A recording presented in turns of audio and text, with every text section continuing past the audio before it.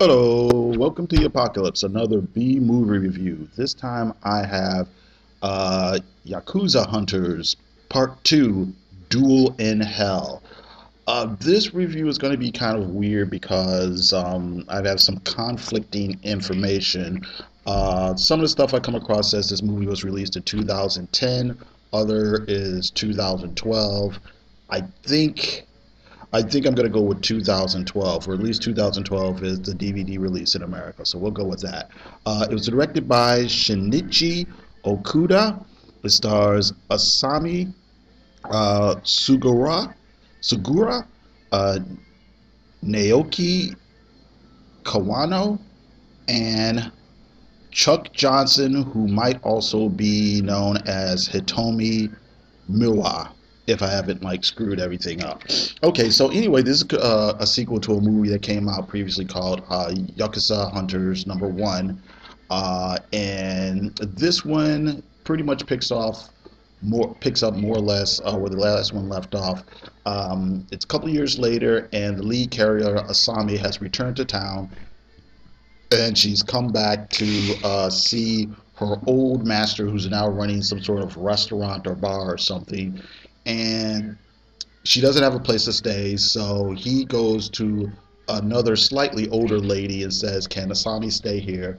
So Asami stays with the older lady, and they get to be friends, and so on and so forth. Now, meanwhile, the Yakuza has moved into the neighborhood, and they're trying to get everybody in the neighborhood to move away. So they're trying to drive Chuck Johnson out.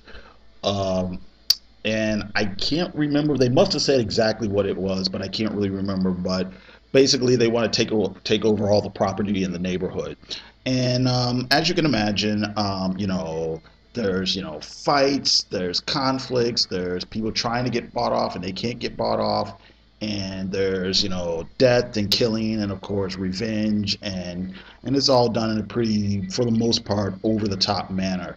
There's also like another lady named Akira who used to be a Yakuza hunter but then turned bad or something, and so she's joining the bad guys. So there's that as well. Um, the first movie, I actually like this one a little bit better than the first movie. The first movie had a very Quentin Tarantino-esque feel to it, or at least they were attempting to go for that. In that movie, you had people wearing 70s fashions, and there was arbitrary music scenes and stuff that's in there that's supposed to be ironic and whatnot. This one, they pull back from it a little bit. The story's a bit more straightforward. Um, but I will say this: they do recreate the scene in, or the gag that's in the Grindhouse movie, where you're watching a movie and then all of a sudden it looks like the film stock is starting to wear out and like break, and then you get a title card saying something like, "The filmmakers apologize for this scene missing." But other than that, like I said, this movie is pretty much its own thing, and it's a little bit more straightforward. Um, I thought there were some okay hand-to-hand combat scenes, though I do think one of the scenes they make the mistake that you see every once in a while in a martial arts movie, where the bad guy or the good guy will be fighting more than one bad guy, but the bad guys will just fight, one at a time, and you think, why don't they just rush them?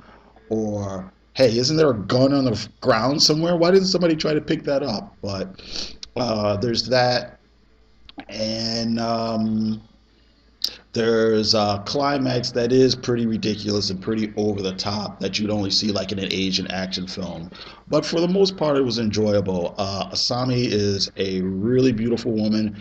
I hope I'm not getting somebody's name mixed up, but Naoki Kawano actually probably did the best acting job. I actually felt I was watching a character as opposed to, here's some actor in a film.